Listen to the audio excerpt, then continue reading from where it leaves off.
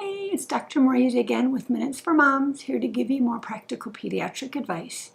Today is going to be the third video in a series of 5 in regards to your newborn baby. Today we are going to talk about safety, and safety in a newborn is illness. So the most important thing that we're going to do is you're going to keep the baby safe by minimizing exposure to germs. So the number one way that we can do that is by washing our hands. So everybody washes their hands before as they come over to visit. Anybody that's going to hold the baby, by all means, they're going to wash their hands. Soap and water, everybody knows how to do that. If you're using Purell or any type of hand sanitizer, make sure it's at least 60% alcohol. But from a hand sanitizer standpoint, what you need to do is you will put it enough on that when you go, you go in between your fingers, you wrap around the backs of your hands, and if by 10 seconds you look at your hands, if they're still visibly moist, you put enough on.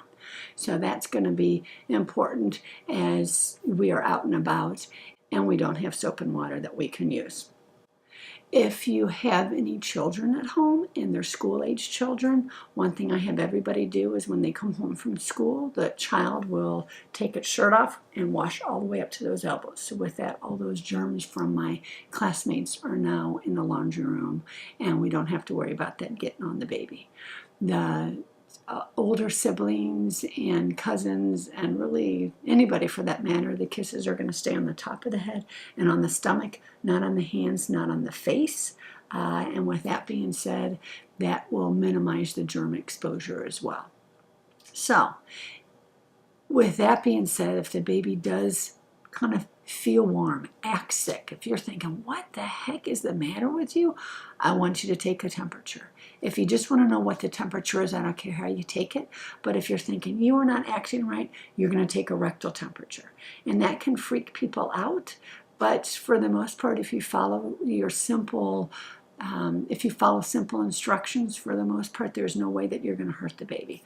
What I do is say that I have the baby here, the head's here, the legs are here. I'm right-handed, so I would hold the baby's legs with my left hand, take a thermometer, dip it in Vaseline or any type in petroleum jelly, and I would hold with my right hand, kind of like this, and dip it in there, and then you're going to put that in that bottom with this part of my hand going against the bottom, so if the baby moves, my whole hand is moving with it, and you can't hurt the baby.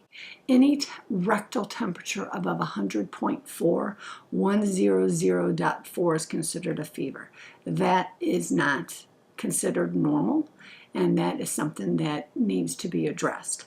I tell people, call me, call my office. So with that, I know that there's an issue, but I send people to the hospital. I do not want to see them in the office those first 12 weeks of life because there's blood work, there's urine, there's a workup that needs to be done because that is taken very seriously.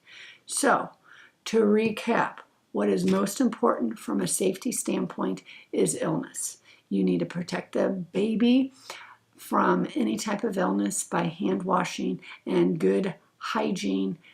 And then, most importantly, any rectal temperature above 100.4 is considered a fever, and that is taken very seriously. And if there's obviously any questions in regards to that, you will definitely call your primary care provider. So, hopefully that gives you nice practical advice for your newborn baby and how to keep your baby safe from germs. If you are new to my channel, please subscribe to Minutes for Moms. Give me a like. And in the comment section, by all means, you can leave any comments for any future videos that I would love to address. So until next time, see ya.